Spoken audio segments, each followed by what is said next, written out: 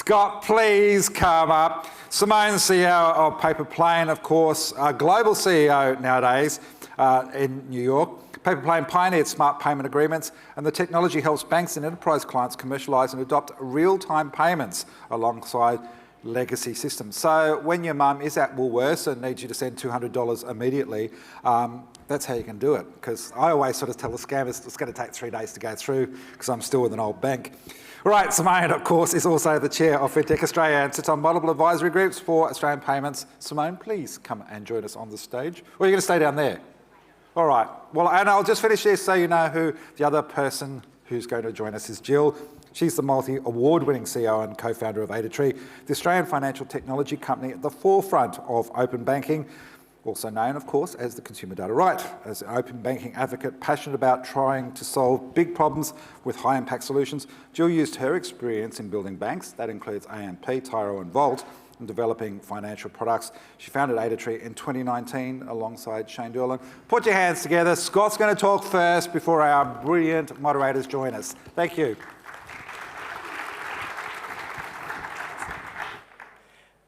Thank you very much. I'm always worried when someone reads something from my CV and then says, that sounds sexy.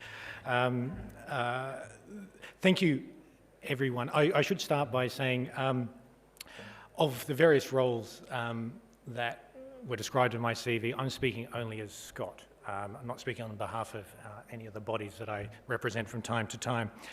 Thanks, FinTech Australia, for letting me talk. I think we're at a really important inflection point for fintech in Australia, particularly as it has to understand the context of where it is. Intersect has grown so much. It's so exciting to see how much it has grown. And in the audience, I see out there many faces that have helped me over the years, either understanding data, payments, DLT, other crypto assets, other interesting things in the areas where I contribute to either our government or the work of governments overseas. So thank you very much. This is me just trying to return the favour. So for about 12 minutes, to go back to the point, 2 billable units for an ex-practising lawyer, I am going to give you some context of how I put that, the work I've done here and the development of things like payments, like CDR, like DLT, in the context of what's happening overseas and what that really means for a fintech business. In particular, I want to focus on the core functions of fintech in empowering people, in enabling value, in establishing trust, which although they might not affect you in your day-to-day work, they are actually drivers of your ultimate success because they deal with your connectivity to a digital economy. Although I'm conscious of Einstein's words that you shouldn't use an old map to explain a new world, I'm going to use 3 maps. And I'm going to refer to the development of consumer data rights globally, the development of innovative payment systems globally, and also the development of new digital security infrastructures. My comments aren't limited to those, so you can apply them to whatever you do in developing businesses in financial technology, whether or not you are, as Steve Jobs said, going to be a pirate or in part of the Navy. So, let's see if this works. Ta-da. Wisely, I started with a map, Tolkien said.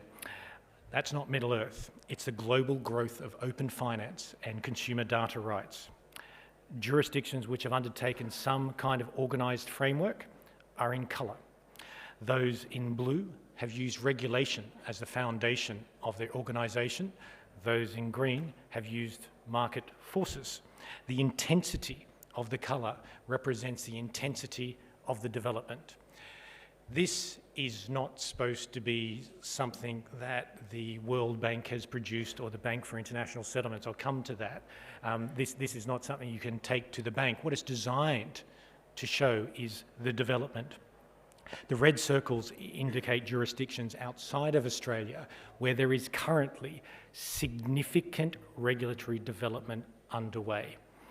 Now, you look at this and you go, yeah, great. Like that's a big market that we can deal with, but some care needs to be taken. There isn't a predefined path for the way these developed. I and privileged to help a number of the coloured jurisdictions up there. Some are green and some are blue. But there is a commonality in relation to three foundations. They are the standardisation of technology, the enforceability of rules, and the regulation of participation. I'll come on to that further, but the reason I articulate that is I know a lot of you in this room have very much a technology focus. I'm sorry to say it's not the only thing that is important. It is critical. It is just one part of the triangle. It does demonstrate that consumer data rights or open finance is more global than local. And there is a growing commonality in these principles. For example, in new jurisdictions such as Canada and New Zealand, there is an emerging intention to focus on data sharing before enabling payments through that framework. We did that too. In the UK and the EU, there is, as of only a couple of months ago, an intention to not limit it to payment accounts, to go into other parts of banking, other parts of finance, and indeed other parts of the economy. That's our direction too. So this commonality is finally developing. Perhaps more importantly, particularly considering the Minister's speech earlier today, is that there is a commonality in why people implement these regimes. And they basically, in my feeling, based on my experience, is that they are based on either improving competition, encouraging innovation, fostering inclusion, or enhancing consumer protection. You heard from Minister Jones this morning that consumer protection is very important for our government, and indeed I'd say that that's something where I think Canada was at a few years ago. They beat us to that focus, which is great. Also, these things can focus on a supply or demand for data, or for the purpose of improving existing use of data or developing new ones. Why do you care? Because this is actually the impact of what you do. And if you do choose to go to other countries, you do need to understand the why.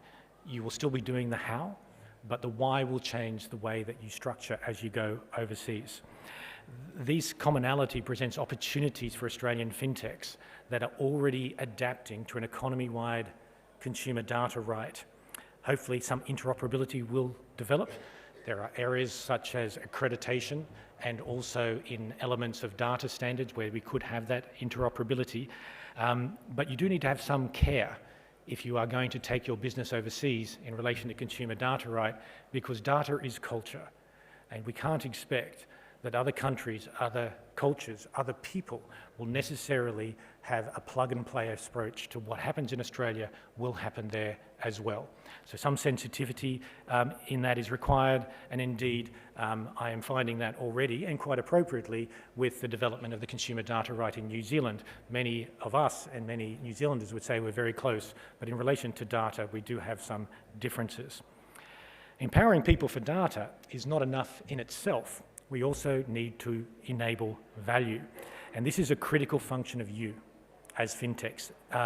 It doesn't have to be monetary value. It could be just greater choice and convenience. But this is the answer to the so what. Indeed, I suspect a part of what the Minister said today when he was saying use cases, use cases, use cases, was also slightly a so what. We need to present to Australia a so what message on this.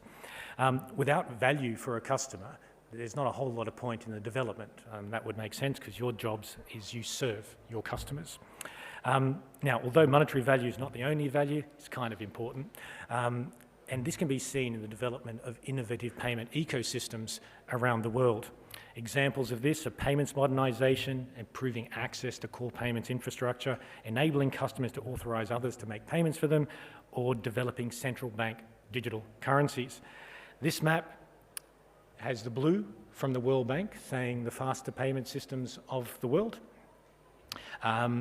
And then the red circles show the jurisdictions which, according to the Bank for International Settlements, allow access to core central bank payment infrastructure to non-banks.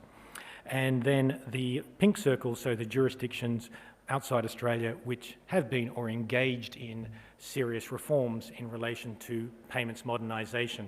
The pink circles is just me drawing circles based on my experience. The other two come from real entities that do proper research. But this does show you how much is reliant on the money systems that we have globally. We have a session later on today about the convergence of information systems and money systems. This is actually already happening. It's just about us recognising what already does take place. This map doesn't show anything about CBDCs. There are plenty of maps you can get for CBDCs. I didn't want to put CBDCs on this map because there'd be so many colours flying around this map, it would be nearly impossible to work out what was going on. But that is also a fundamental part of access to our payment system. This does have a commonality in approach as well, because what we are seeing with these developments is it is no longer really anywhere a banking payment system. And I'd say, though, we haven't quite got there in relation to cross-border flows, but ultimately we'll get there on cross-border flows as well. Now, what do you need to care? What's the message underneath this? In all of these jurisdictions, as I mentioned before, this critical element of how standardised technology, enforceable rules and participation regulation fit together to enable a result. There's a recurring theme in what I'm talking about. Effectively from the ground up, I'm describing the emergence of financial market infrastructure in fintech. And what I'm trying to say to you is you are part of it. That is not something that happens to someone else does and you jump onto. What you do, because of your command of information and value, is you are building that infrastructure whether you know it or not, and that infrastructure is global. There are different emphases. India, through its India Stack, has a techno-legal concept which has astounding results for the outcomes that they wanted to achieve. The EU has a different culture, different objectives, different approach, and they look at regulation as the guidance of what they want to do. Everyone has a different cube. That's not a problem, because everyone is different. But if you are trying to move businesses overseas or bring businesses here, you do need to have an idea of where that cube fits in with the culture of the people who are your customers and who you serve. This presents opportunities for Australians. If you, I should have mentioned that Jill is one of my panellists who understands CDR so well, and Simone is the one who does payments so well. This presents an opportunity for the way that you take your businesses overseas. I do happen to know that with Simone I am preaching to the choir in relation to this, which is itself an inspiring message that we can have an Australian fintech move to one of the most difficult to understand payments regimes in the world, which is the United States of America. That were my words, that was not Simone's words. Underneath all of this is this important point which you already know. Information and money are the same thing. They're both valuable, and that convergence, which will be discussed later on, is something which I encourage you to consider as you develop the strategy for your companies. Last, that's not enough. You need this clinching element, and I see this in all the jurisdictions I work with around the world. It's about establishing trust. This map is more about the future than the present. It says something different. I never thought I'd present this map to a fintech conference. I would present this map to a global bond conference in the European Union. More commonly, it represents two things. Blue are the countries that have been involved in significant issuances of wholesale capital market debt instruments which are based on distributed ledger technology. What I mean by wholesale capital market, I mean the very big end of town. The second, the circles, represent those countries, those jurisdictions where there are significant, very significant efforts in adjusting the legal framework to make more of that happen. That is the pilot program in the European Union and the financial market infrastructure sandbox in the United Kingdom. Now, this seems like an odd thing to show to you.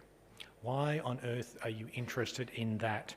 I should mention other jurisdictions like Singapore have very established sandboxes, but the European Union and the United Kingdom have focused on the financial market infrastructure, the plumbing of the global financial markets, and are using fintech applications to improve that. Why I'm pointing that out to you is this doesn't have to be about them. This is also something where the context of what you are doing can also play into the development of what is essential global infrastructure for the world economy. Now, this is built, these structures are built on an interconnection of confidence. It's confidence in the concept, and this applies to CDR as well. Do you have confidence in the concept of CDR? Do you have confidence in the participants in CDR? And then one step further, do you have confidence in the system itself? And those three wind each other up and they wind each other down. And you can see, for example, in the global financial crisis, how for the global monetary system, not the monetary system, the risk management system, these three levers worked massively in reverse. And all of a sudden we wondered whether the system was going to hold up at all from a starting point in a major single failure of a participant. Now, this combination also means that you have to have a balance. You have to have a balance between, for example, participation and accountability and credibility. There's nothing wrong with the balance. You just have to understand where you participate in that. So if you are a fintech and you're looking to play a part in this, keep in mind that there is a balance between letting everyone in and then balance between letting no one in. How you play into that is really important. Now, the message that you've come from Australia and our regulatory regime, I can say that when I have worked in other parts of financial markets over the last 30 years, great message.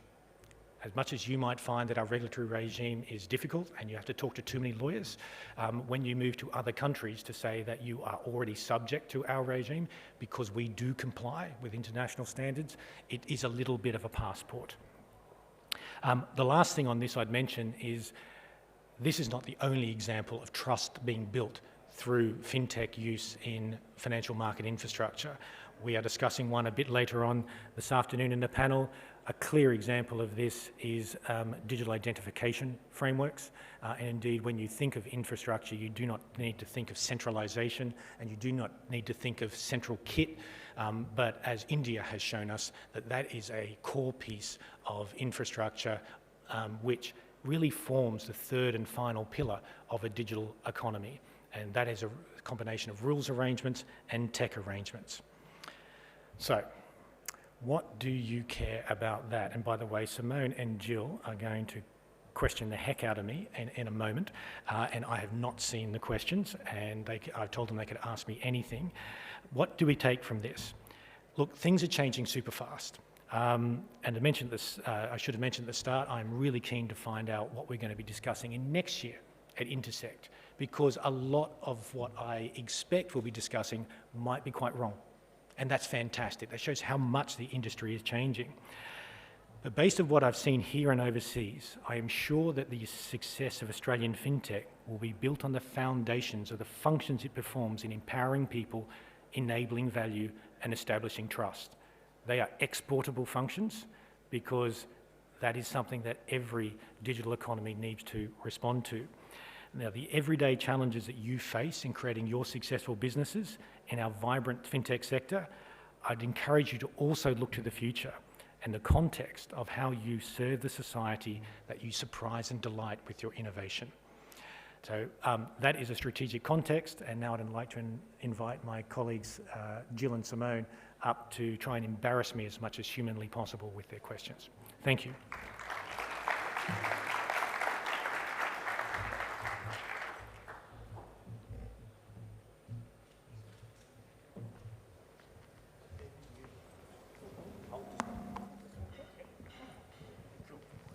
That was fairly awkward. Definitely musical chairs. Is this on? Cool. Hey, Scott, I will kick off. So based on your last comments about trust, trust is only as good as the weakest link. In the digital economy, I think the weakest links are basically the treasure troves of copies of IDs everywhere, waiting for breaches, and the millions of Australians who share their banking usernames as passwords. How should regulators balance strengthening the strong links in all the regulatory frameworks versus strengthening or even getting rid of the weak links? I'm now starting to wish I actually asked for the questions in advance. The weak link analysis is really good, right? Because we found that was the problem in the global financial crisis, and we went on to explain what that weak link was.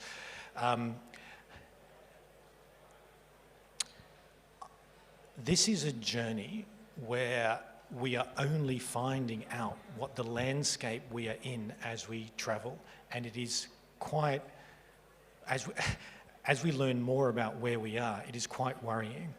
So I'll go back to the analogy I've used with you, Jill, oodles of times, which will be the swim between the flags analogy.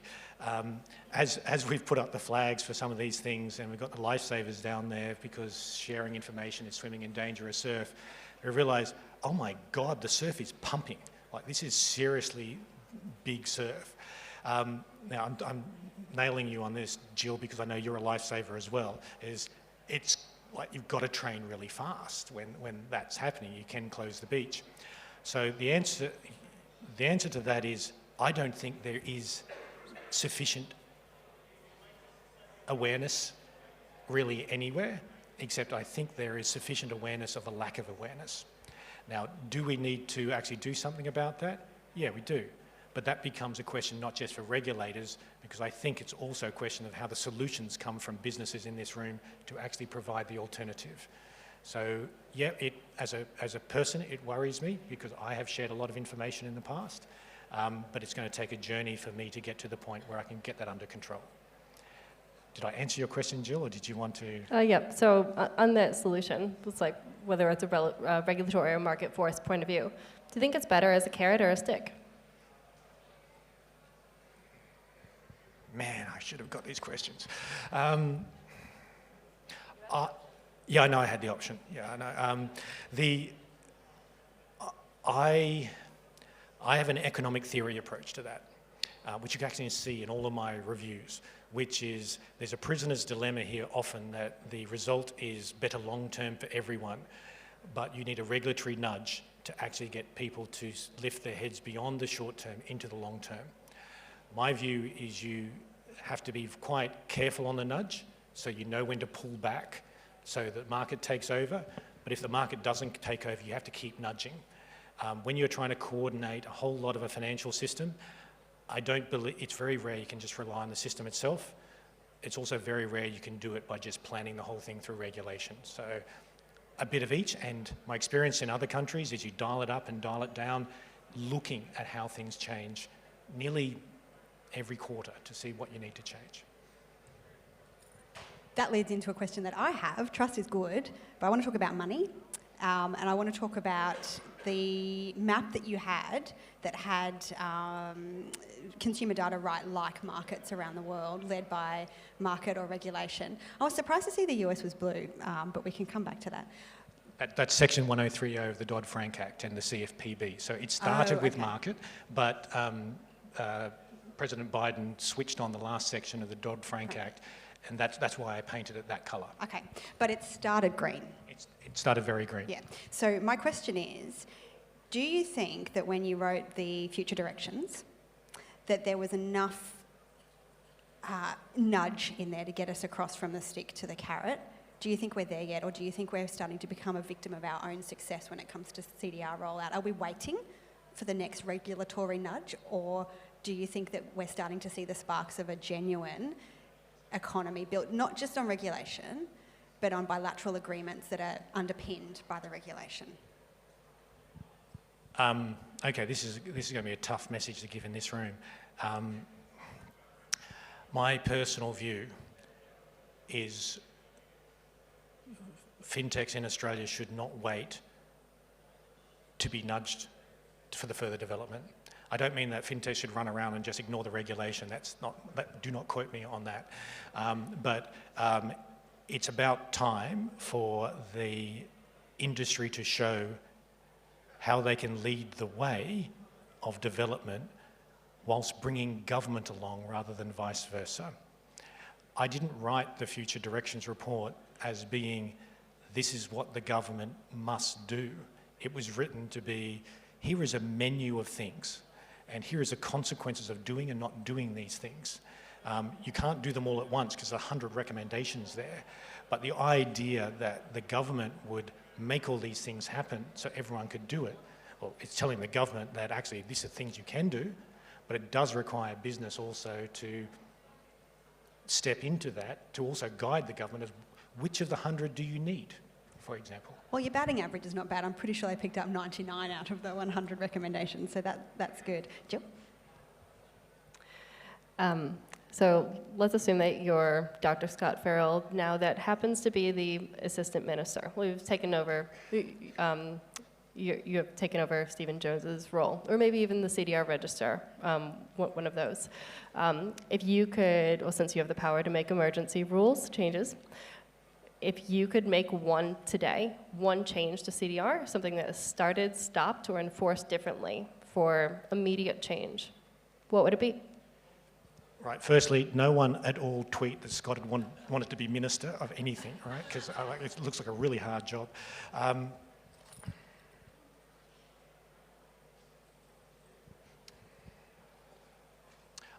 I would emphasise my recommendations in relation to the interconnection with digital identification and have that interoperable with the payments, all the recommendations in payments and all the recommendations in CDR, because India has done such a great job of that. And my personal belief is that Australia is well and truly over the Australia card, and we act with a proper contestable framework that would be the missing pillar of our digital economy. I think you just got a clap from David Birch, so that's pretty good. Oh, okay, very good. Okay. This is probably a bit of a hard question to answer, and I probably should have prepped you for this one. If you had to start a fintech, what would it do?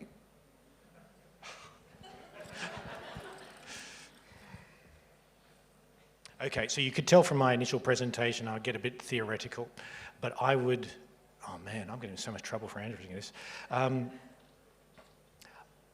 I don't think we have begun to scratch the surface about how people will need services once we understand that money and information are actually the same thing. And the idea that everything we rely on in relation to payments, which we often don't understand, and the fact we don't have that for much of what is information, means that there's a whole range of services there that could be provided. Both you two are actually in that area, but I can't tell you the business model involved. I also would say that if you do it, don't limit yourself to this country alone. This country is a good country to start with, but as you put this together, keep an eye out for how you will fit in with what happens overseas as well. I'm not a good enough business person to start a fintech, but we will see businesses of that nature within 5 to 10 years, I think. Me again.